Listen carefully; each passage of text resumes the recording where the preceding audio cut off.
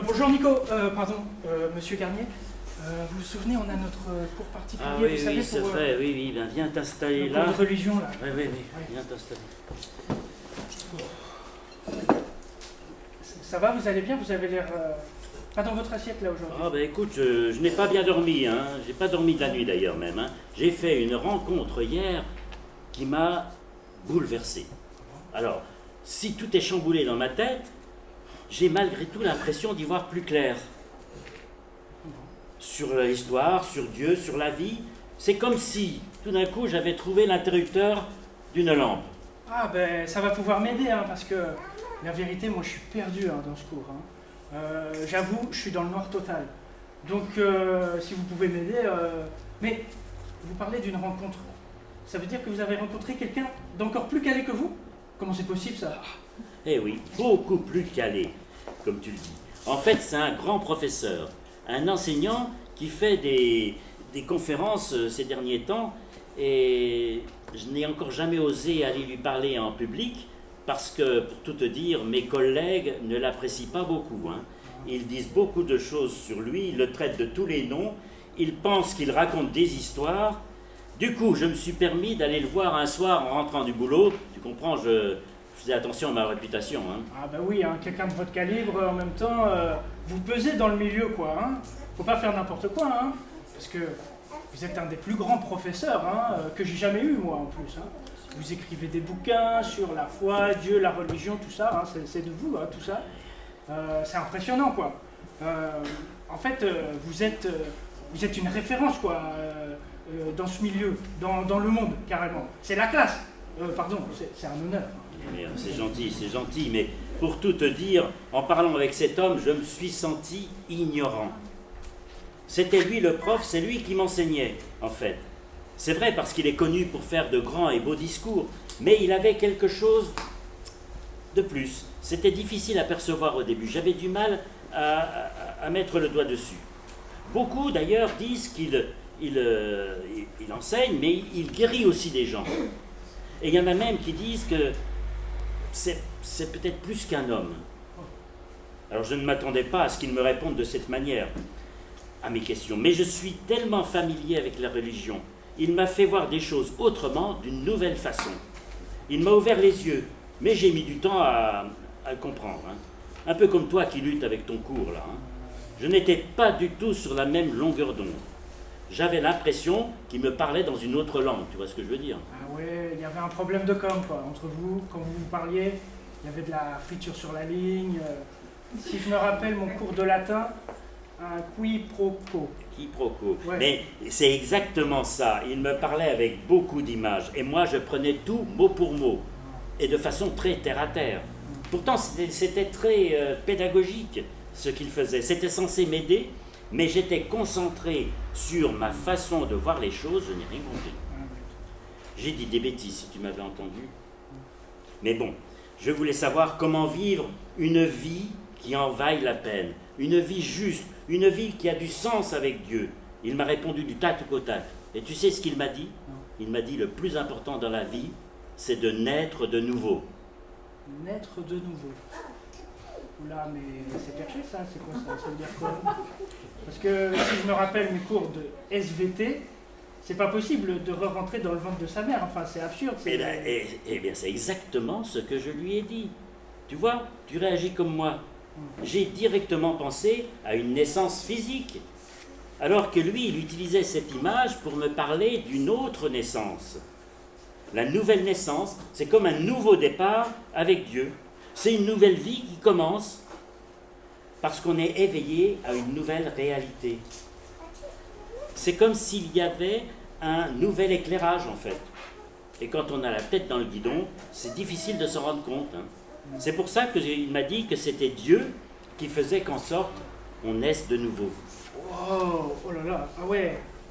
Je ne suis pas sûr de tout suivre, mais en fait, naître de nouveau, ça pourrait être un peu comme, je sais pas, il y a une image qui me vient, le vent. C'est un peu ce côté mystérieux. Le vent, on voit ce qu'il fait, mais on ne le voit pas lui. On voit ses effets et tout, mais... Donc ça pourrait être ça, la nouvelle naissance peut-être. quelque chose qu'on ne voit pas, une réalité invisible, une sorte de quatrième dimension, quoi, mais qui agit dans la vie de la personne. Ah ouais, c'est lourd, ça. Hein. Mais vous avez vraiment besoin de changer, vous, de naître de nouveau, de changer de vie, tout ça, parce que enfin, vous êtes pas mal quand même. Hein. Votre situation, c'est tranquille. Hein. Moi, j'ai l'impression que ce changement, c'est plus pour ceux qui sont fragiles, ceux qui galèrent dans la vie. Et vous, c'est pas du tout votre cas, vous êtes un intellectuel. Vous avez une bonne situation, les gens vous respectent, vous pesez dans le milieu, quoi. Oui, c'est vrai, je suis quelqu'un de bien, oui. Mais c'est là que j'ai mis toute mon énergie, paraître bien. Je suis tellement fatigué d'essayer encore de paraître intelligent, de travailler dur pour être accepté des autres et de Dieu. Mais ce changement, ça ne peut pas venir de moi. Ça ne peut venir que d'en haut. J'ai pas compris, mais maintenant, oui, Simon, c'est un cadeau. C'est un cadeau. Je n'y peux rien. C'est comme naître. Je n'ai pas demandé de naître, c'est un cadeau. Et c'est pour ça qu'il disait la nouvelle naissance. C'est vrai. Mais comment ça se fait que lui, il savait toutes ces choses et pas vous, le prof? Oui, je sais, j'ai honte, parce qu'il m'a repris. Il m'a un peu remis en place. Il m'a dit que j'étais censé savoir tout cela, que c'était le b.a.-ba pour un prof de religion et que j'étais passé à côté. Je me concentrais sur les règles et les rites à respecter, j'étais attaché à une certaine façon de voir les choses et j'oubliais l'essentiel finalement. Moi, qui suis un maître en matière de religion, j'ai raté ce qui était essentiel, important. Mais je n'avais pas compris les choses de cette manière. J'étais religieux, oui, mais je n'avais pas de foi. Et une religion sans foi, c'est quoi? Une philosophie? Une sagesse? Sans vie? Sans Dieu? Tu sais, Simon, je connais la Bible par cœur. J'en connais, mais je n'en connais pas le sens profond. Et pourtant, je suis censé l'enseigner aux autres. Ah ouais, mais c'est trop bizarre. Alors, c'est comme cette nouvelle naissance, c'est accepter qu'on reçoive une nouvelle vie, en fait. Comme dans Jumanji, mais sauf que là, on a une vie en plus sur le bras, quoi. Mais enfin, c'est vraiment fou que vous, le grand spécialiste, enfin, excusez-moi, mais vous étiez un peu à côté de la plaque, quoi. Et comment ça se fait que lui, il disait toutes ces choses? D'où ça venait, lui? Bah, écoute, lui, c'était pas n'importe qui. Hein. Il s'appelle Jésus. Il connaît les choses, lui. Mais il ne connaît pas au sens du savoir intellectuel. Il me connaît, moi, en tant que personne. Lors de cette rencontre, il savait de quel bois j'étais fait. À mes questions, il n'est pas entré dans le débat. Il n'a pas botté en touche. Il a été direct avec moi. Il m'a affirmé des choses vraies. Je me suis rendu compte qu'il me connaissait vraiment, en fait. C'est ça la vraie connaissance qui vient d'en haut. Il me connaissait comme Dieu me connaît. Et quand il m'a répondu, il a mis en lumière ce qui n'allait pas en moi. Il a pointé du doigt ce à quoi je m'accroche. Il a montré mon autosatisfaction. Que j'étais fier de ce que j'avais compris, de ce que j'avais accumulé comme connaissance, que j'avais confiance en mes propres capacités pour plaire aux autres et à Dieu. Mais en fait, je ne suis pas une lumière, tu sais. Même moi, le grand professeur, comme tu dis, j'ai besoin d'illumination, de lumière, de chaleur dans ma vie, de pardon, de repos aussi. J'ai compris ça en le rencontrant et en l'écoutant. Mais ça me dit quelque chose, ce Jésus, en fait. J'ai dû voir passer des trucs sur les réseaux. Il y avait des vidéos de lui sur Facebook. Il y avait même des snaps de ses miracles, je crois. Et puis des photos toujours surexposées de lui sur Insta. Ah ouais. Mais si c'est lui et qui vient d'en haut, bah moi je pense qu'on peut faire confiance à ce gars-là. Hein. Mais, parce que ça faisait un moment qu'on l'attendait. Hein. Et puis il est venu. Ah, moi, pour tout vous dire, j'étais à 2 doigts de changer de cursus, hein, parce qu'il n'arrivait pas. Mais il est vraiment venu. J'y croyais plus. Mais s'il est venu, ça veut dire que Dieu, il a tenu sa parole. Ce qu'il avait dit. Et il vous a rien dit d'autre d'intéressant par la suite? Aussi, il m'a dit des choses que j'aurais jamais pu imaginer. Si je devais les résumer, voilà ce que je dirais. D'ailleurs, je l'ai écrit au tableau. Tiens, regarde.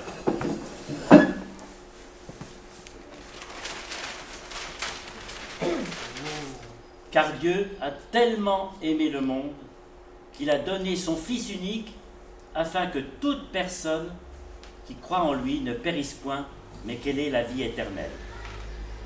Alors tiens, interro surprise. Dis-moi pourquoi je résume ça de cette façon-là. Allez, au tableau. Ok. Du coup, ça commence par Dieu, qui a aimé le monde, parce que c'est la base en fait. C'est la base de tout. L'amour de Dieu, c'est par amour qu'il envoie son Fils en fait. C'est par amour qu'il envoie son Fils pour que son Fils sauve les êtres humains qui ont une vie sans but, sans lui en fait. Et du coup, il donne, oui c'est ça, il donne ce qu'il a de plus précieux, de plus cher, d'unique en fait, ce qu'il a, Dieu. Et c'est son Fils. Et en fait, en donnant son Fils, c'est comme s'il se donnait lui-même, au final. Donc c'est un amour illimité, quoi. Maxi, suréquipé, sans condition, sans garantie, sans discrimination, non? Enfin voilà, c'est tout ce que je retiens, mais voilà. Très bien, très bien. Je vois que tu le sais, mais est-ce que tu le vis? En fait, pour le vivre, il s'agit d'accepter ça, la nouvelle naissance. Faire confiance en Jésus, pour vivre une vie pleine pour toujours avec Dieu. Croire, c'est aussi simple que si tu disais que l'antidote de la morsure d'un serpent, c'est de regarder quelqu'un.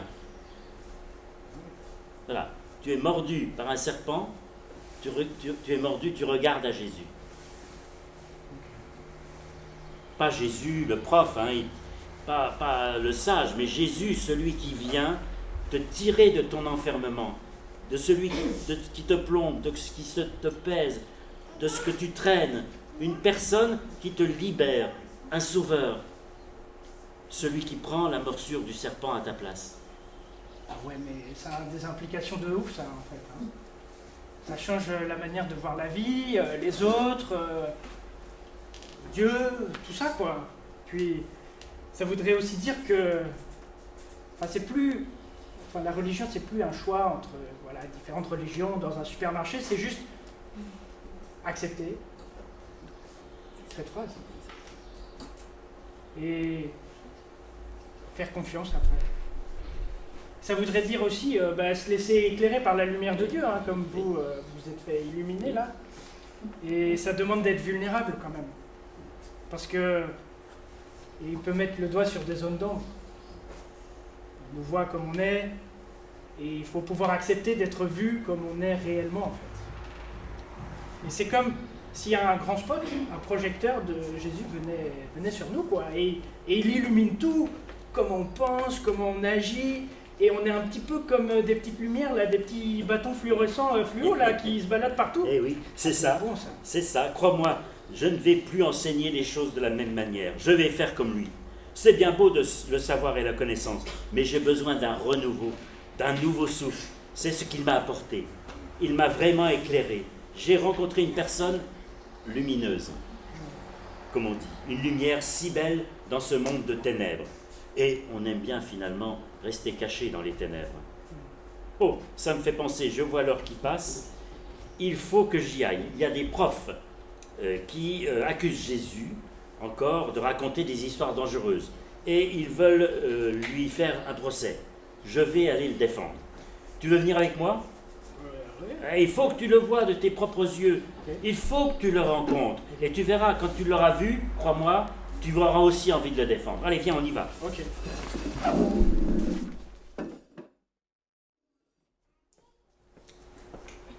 Dieu a tellement aimé le monde, les amis. Dieu a tellement aimé le monde qu'il a donné, pas sa précieuse collection de cartes Panini qu'il garde depuis des années pour la revendre, mais il a donné son Fils. pour que celui qui place sa confiance puisse être consolé, comme une petite fille qui pleure. Qu'on puisse être en relation avec ce Dieu qui nous console, qui nous relève, libéré du poids de nos épaules. Dieu a tellement aimé tout le monde qu'il a tout donné pour le monde. Dieu a aimé Nicodème, n'est-ce pas?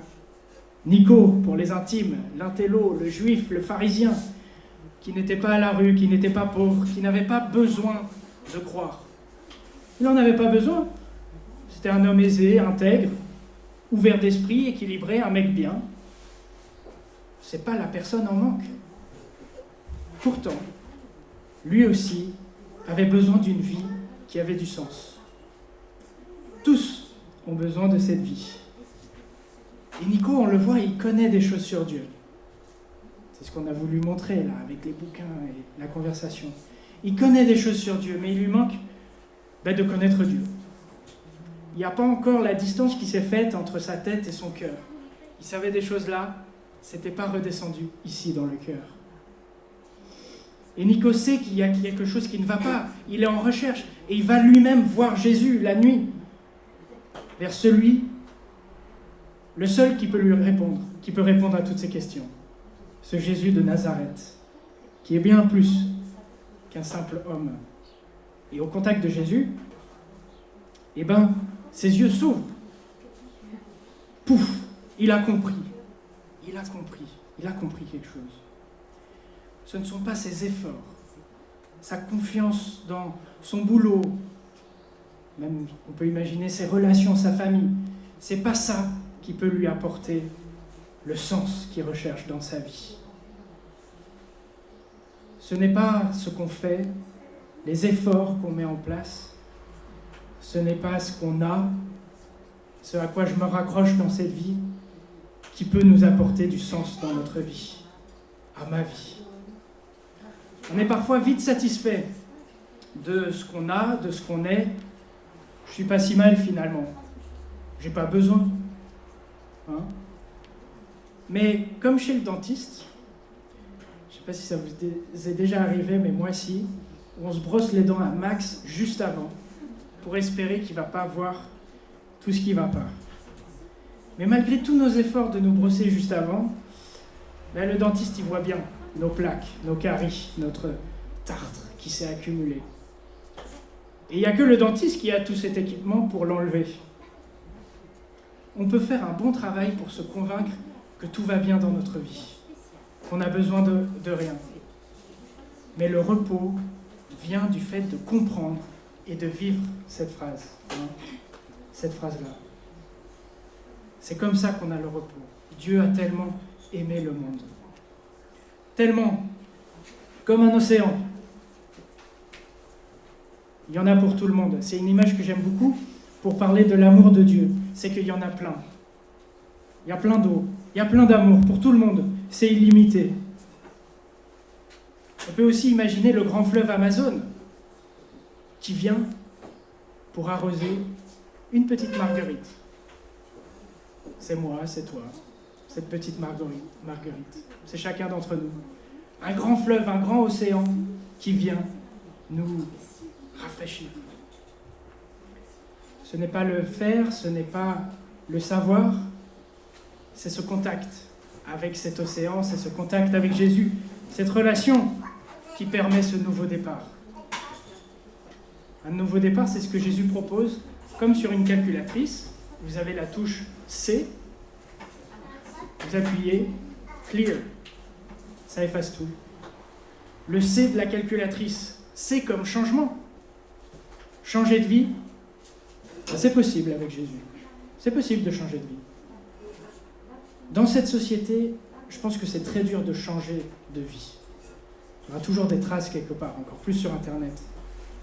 On a beau maquiller notre profil Facebook ou LinkedIn, pour se mettre en avant, il y aura toujours des casseroles, des dossiers qui nous suivront. On a beau se mettre en valeur, on ne peut pas fabriquer cette vie heureuse de nous-mêmes. C'est Jésus qui nous la donne, qui nous donne ce changement. Et il y propose d'effacer ce casier, de changer de cap, de direction. C'est comme si, voilà, vous êtes sur cette route. Imaginez qu'en plus de ça, il y a un soleil de plomb, il y a des nids de poules, il y a le vent de face.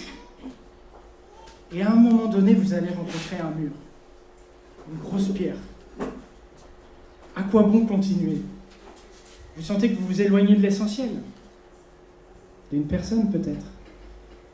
Il est temps de changer d'orientation, de s'arrêter, de tourner et de faire demi-tour dans l'autre direction. Dieu a tellement aimé que Nico, quand il a rencontré Jésus, il a eu sa vie changée. Il a fait confiance en Jésus et il est né de nouveau. Et plus tard, quand vous pouvez lire dans la Bible, dans les chapitres qui suivent, c'est fou parce que Nico, il réapparaît, Nicodème, de son vrai nom, il réapparaît et il aide Jésus. Il le défend à son procès. Et puis même quand Jésus va être crucifié, eh ben Nico est un de ceux qui vont s'occuper du corps, qui va s'occuper du corps, mettre des huiles pour que le corps sente bon, pour l'embaumer. Nico se déclare pour Jésus après cette rencontre qu'on a vue. Ses voisins ont dû se dire, c'est le même Nico qu'on connaît? Celui qui était un peu de la haute, là, celui qui se la pétait un peu, qui savait plus que les autres? Oui, c'est lui. Mais c'est plus lui non plus. D'autres personnes ont vu leur vie changer par Jésus, parce qu'ils ont eu droit à cette deuxième chance. Et j'ai lu l'histoire du criminel japonais au milieu du XXe siècle qui s'appelle Tokishi Ishii, n'est-ce pas? Un homme impitoyable, qui avait assassiné des hommes, des femmes, mais aussi des enfants au cours de sa vie. Et juste quand il était en prison, il y a 2 femmes qui ont eu le courage d'aller le voir, 2 femmes canadiennes. Elles n'ont pas pu parler avec lui, la communication n'était pas possible, mais elles ont laissé une Bible. Tokishi l'a lu.